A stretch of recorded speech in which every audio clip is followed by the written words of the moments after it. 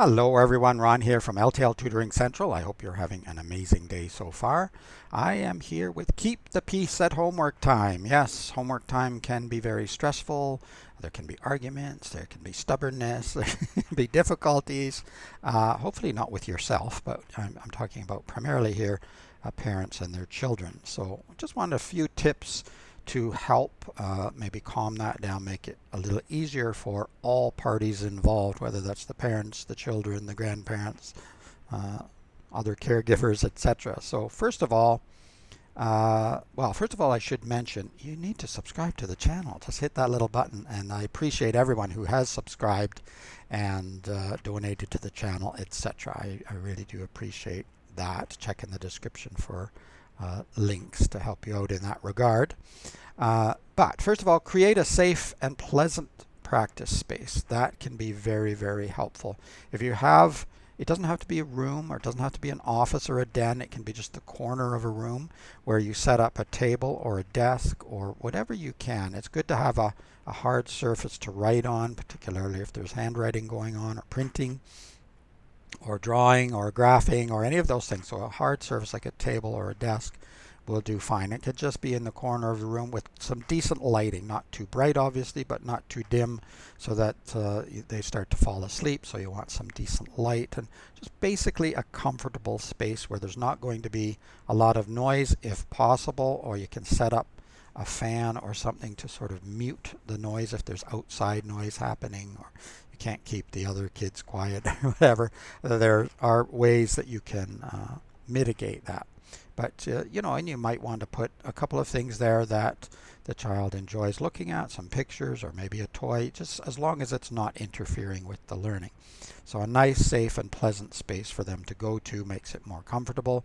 Routine is key, and this is a problem for a lot of people because children tend not to really get the routine thing, but often the parents don't either, and a lot of people think, it doesn't really matter, we can do it this time this day and this time another day. And if you absolutely have to, then that's fine, but otherwise it's much better to have a routine, much better to have a schedule.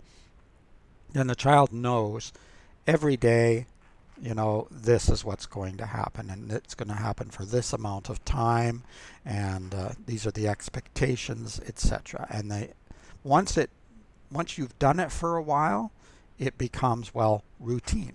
So it breaks down some of that stubbornness, some of that fighting and arguing, and so you need to stick with it, and you need to be a little bit firm and tough, and tough it out until things start to calm down and it becomes routine.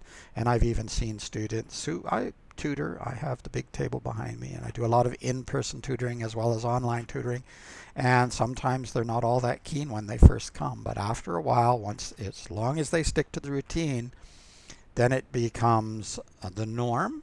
And sometimes then they're even the ones reminding the parents, oh, we got to go to Ron's tonight. So it does work. Provide support. Just make sure that you're not providing so much support that you're doing their homework. But you do want to provide support. You want to make sure that you're there, even if you don't always know exactly what the expectations are. You're there to help them, to tell them, look, maybe you need to talk to your teacher, or do you have any notes?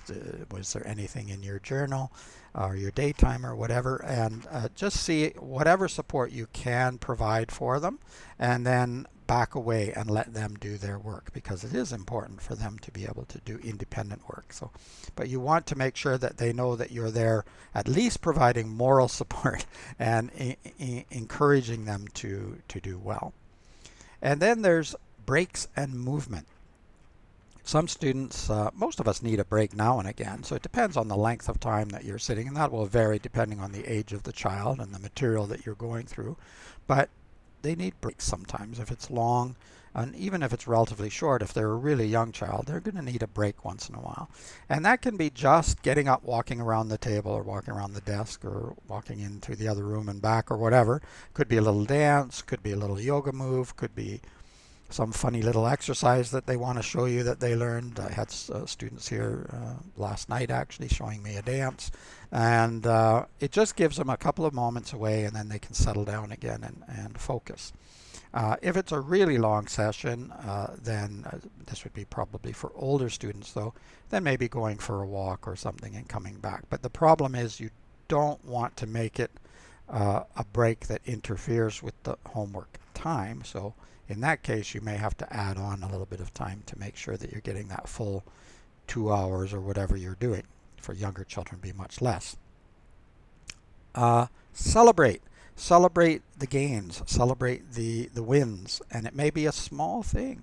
They might have got 2 out of 10 right on the spelling quiz instead of 0 or 1 out of 10. That's good. It's better. It's better than it was before. So celebrate. Don't celebrate when there hasn't been a gain. Obviously, you keep positive attitude and you keep encouraging and providing support, but you do want the celebration to actually mean something.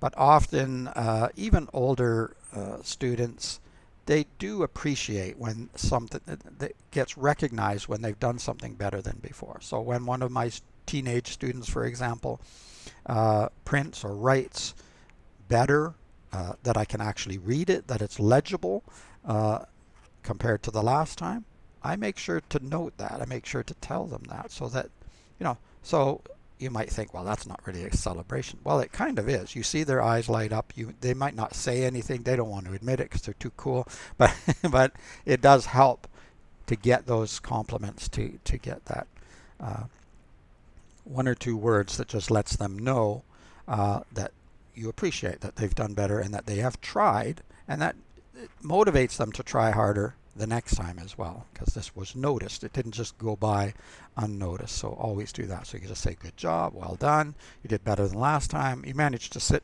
at the desk and complete your work with only 2 breaks today instead of 6.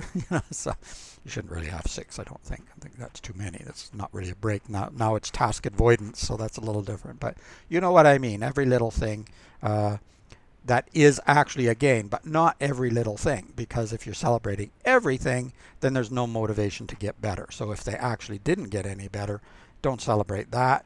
You don't have to be down on it, but you want to make sure that they recognize the reason that I'm getting this sticker or that I'm getting the words good job is because I've actually done a good job. I've actually done something. And I have told students, this is not so great. It's not as good as the one you did last time. And they say, wait a minute, you can't say that. Well, yes, I can, because it's the truth. And they appreciate the truth. Well, maybe not right away, but over time, even the younger ones, they get it. They understand. And they also know when they're getting undeserved compliments and undeserved strokes. And most of them are very smart. They get it. And so if I don't have to do anything, and the mom or dad or teacher is going to give me a star anyway and is going to compliment me anyway, no, I have no motivation to do extra work. Why would I bother? I got away with this. So you make sure that you celebrate, but only the things that are gains. But they can be tiny gains, especially for really young children, obviously. Model good learning behaviors. It's great if you can read. I don't mean if you can read. I mean if you do read. You sit down and take some time every now and again just to model reading, because reading is very important, and learning something new, even whether you're watching a television program or you looking at a video on your cell phone or a computer, and you learn something from that, and then you talk about it with your children, and you let them know that this was exciting, this was a good thing, I'm really happy that I learned that. And it doesn't have to be academic, it can be anything, but just the idea that learning is a good thing, learning is a positive thing to do, and it gives you something in your life, and it makes you feel better, and it's not even necessarily something that you're going to use in your life. I get this a lot. Well, when am I ever going to use this? Well, you don't want to just learn only what you're going to use and nothing else. Forget learning anything other than exactly what you're going to. So your vision is going to be very narrow, and your abilities are going to also be very, very narrow. What a waste of that amazing brain up there. So don't be afraid to learn all kinds of things, some that you will never work in that industry. You will never probably use this in your life, but it's great to learn about it, and then you understand other people and other people's jobs better, and how the world works and how finance works, etc., etc. So always model good learning behaviors, and also try to stop complaining about your work all the time, because many students pick up on that, and it's school work. So work is terrible. Work is to be avoided. Work is something that you want to get done and get away from and get out of. And all of that transfers to the children. All of that becomes a part of their vocabulary and a part of their thought processes.